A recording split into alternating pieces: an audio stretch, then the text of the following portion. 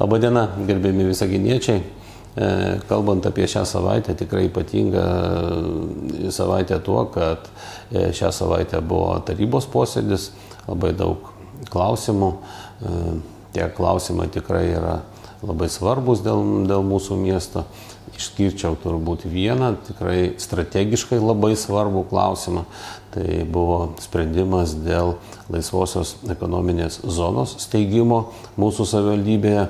Tai tokis strategiškai žvelgiant į ateitį labai svarbus momentas. Gaila, aišku, bet ne tiek tai priklauso nuo mūsų savivaldybės tarybos, tai priklauso daugiau nuo vyriausybės ir nuo Seimo, nes laisvoji ekonominė zona kuriama atskirų įstatymų ir tą įstatymą turi parengti ir patvirtinti Seimas ir labai tikimės, kad toks įstatymas atsiras. Na ir čia, kaip nebūtų gaila, mūsų kai kurie tarybos nariai įžvelgia neiškumus, neišdiskutavimus. 20 metų, kaip jau buvo taryboje pasakyta, tarybos nariai, tarybos vis diskutuoja ir vis kažkaip mažai tos diskusijos.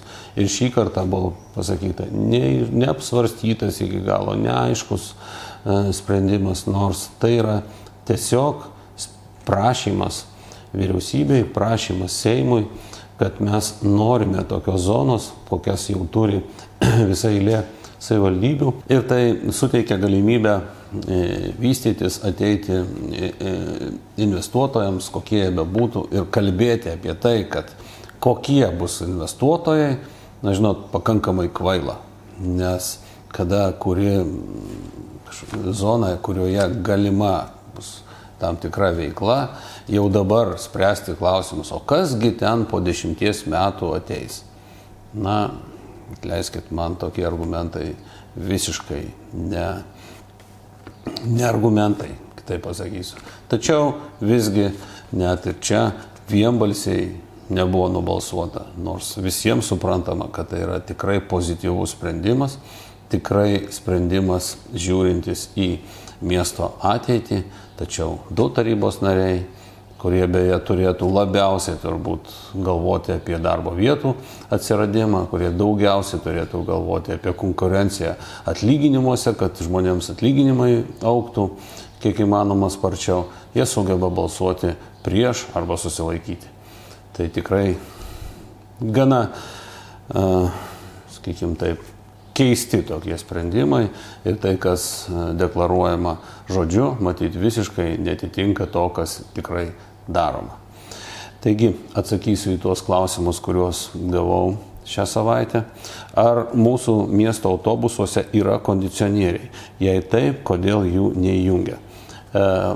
Manau, kad yra kondicionieriai, tačiau ar jie įjungti, neįjungti, negaliu atsakyti ir specialistai to netikrino, kadangi pagal sutartį pas mus nėra tokio punkto, kad privalo būti įjungti kondicionieriai, tačiau net ir įjungus juos tikrai gyventojai galimai net ir nepajustų, jie yra įjungti ar ne, nes autobusas taip dažnai sustoja, atidaro duris ir visa ta šiluma patenka tuoj pat į autobuso saloną ir iki kitos stotelės tiesiog nespėja atvesti.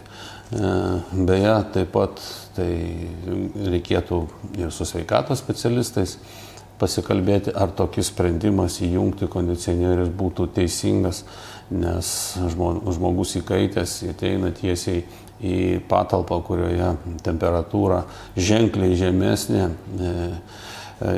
pašaldyta kondicionieriumi, ar tai nesukeltų tam tikrų peršalimo ligų. Todėl reikalauti iš kompanijos, kuri veža, kad būtų įjungti, mes negalime ir nematome to racionalaus tokio prado, o ar jie įjungti, taip pat klausimas. Galbūt net jie įjungti, tiesiog jūs to nepajutot. Antrasis klausimas. Savivaldybė paskelbė, kad po gedimo fontanas veikia kaip anksčiau. Bet tai netiesa, fontanas neveikia visų pajėgumu. Na, tikrai fontanas veikia ir visi tuo galime pasidžiaugti.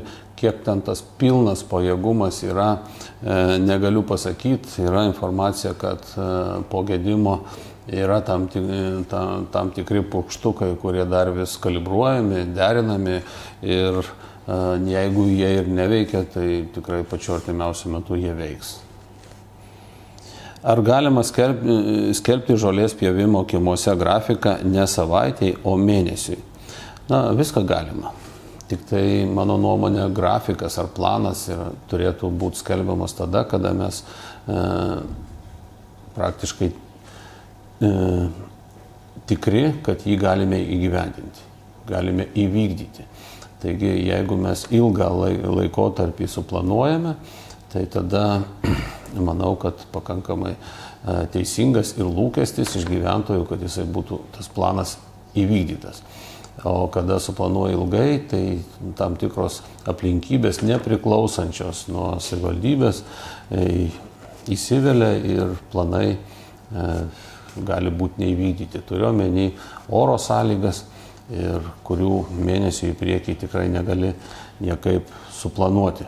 Tai ne nuo mūsų priklauso. Todėl manau, kad planas, kuris vykdomas, visada geresnis negu planas į priekį ir nevykdomas.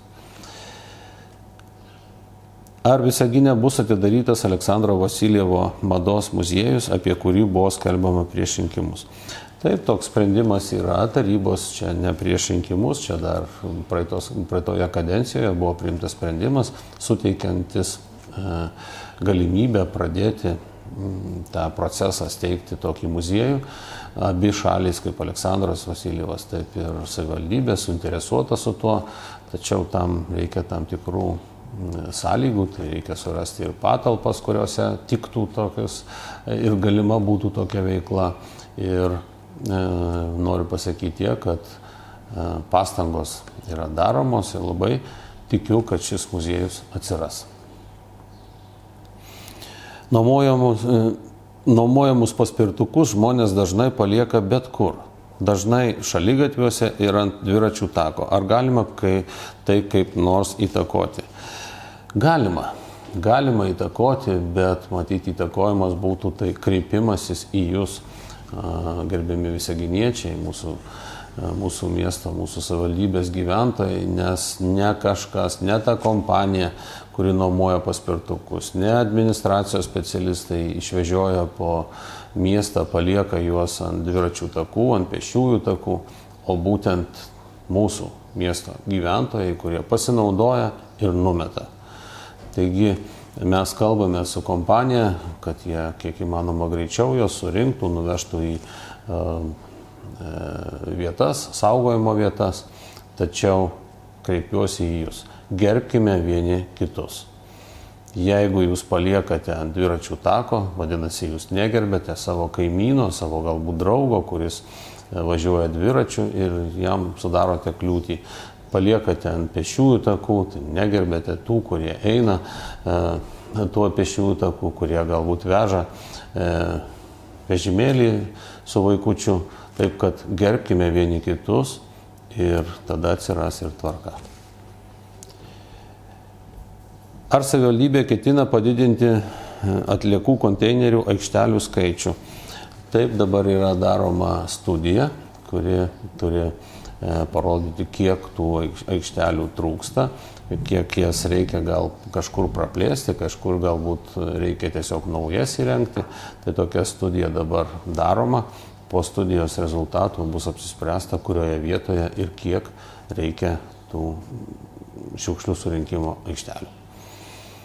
Mūsų name moteris pro langą šeria paukščius. Visi langai purvini. Ar galime šerti paukščius pro gyvenamųjų namų langus? Ne, negalima. Tai yra pažeidimas, viešosios tvarkos pažeidimas. Todėl, jeigu turite tokią informaciją, kreipkitės į administracijos specialistus, siųskite nuotraukas į Tvarkau miestą rubriką ir specialistai įspės tą moterį, o jeigu to nepakaks, tai netgi bus ir drausminės priemonės pritaikytos.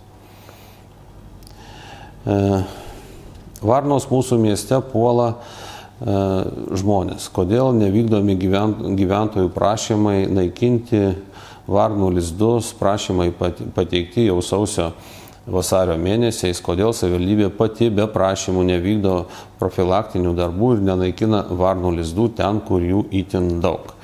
Na, kada gavau šitą klausimą ir persiunčiau specialistams, netgi tam tikras tokia emocija buvo net įsižeidimo, nes specialistai tikrai apeina kiekvienais metais daug teritorijos, kad apžiūrėti, kur yra tie lizdai ir netgi pateikė visą sąrašą adresų, kur buvo lizdai sunaikinti. Tačiau matyt to nepakanka. Jeigu prisiminsit, net aš kažkurio metu atsakydamas į klausimus kreipiausi, kad nurodykite adresus, kur matote, kad tai palengvint darbą specialistams, nes pastebėti lizdą medyje aukštai nėra taip paprasta. Todėl tai daroma ir bus daroma, galbūt nepakankamai, gal reikia daugiau, tačiau reikia suprasti ir kitą, kad visų paukščių tikrai mes nesunaikinsime ir neturime tokio tikslo. Gal galėtumėte pateikti nuorodą į informaciją apie vasaros vaikų stovyklas mieste. Visagino savivaldybės svetainėje jos neradau. Tikrai pateiksiu, po šitų atsakymų rasite nuorodą, galėsite paskaityti. Kada bus organizuotas reisas iki Intersurgical? Žadėta jau daugiau nei 2 metai. Tai noriu pasakyti, reisas yra organizuotas, sprendimai priimti, tačiau negalime niekaip nupirkti šios paslaugos, nes tai yra komercinė paslauga. Savivaldybė skelbia konkursus ir perka šią paslaugą. Tai ir šiuo metu konkursas yra praėjęs, tačiau konkurentų kompanija, kuri nelaimėjo konkurso, yra pateikusi pretenziją. Pretenzijos yra atsakomos ir jau dabar atsakytos, tačiau vėlgi galimas variantas, kada konkurentai paduoda į teismą, teismas sprendžia vėl turbūt apie pusę metų ir va taip laikas eina, o sutartis nėra pasirašoma. Taigi šiuo metu konkursas yra įvykęs, tačiau pretenzija taip pat yra pateikta, į pretenziją atsakyta. Jeigu nebus teisminio ginčo, tai matyt artimiausiu metu ir pasirašysime sutartį. Pasirašius sutartį matysite, kad reisas ne iki Intersurgical, o iki Makaravo kaimo, tai yra sodų bendrijos, vyks šalia, pravažiuojant taip pat ir Intersurgical gamyklą. Piko valandomis miesto autobusas numeris 8 būna perpildytas.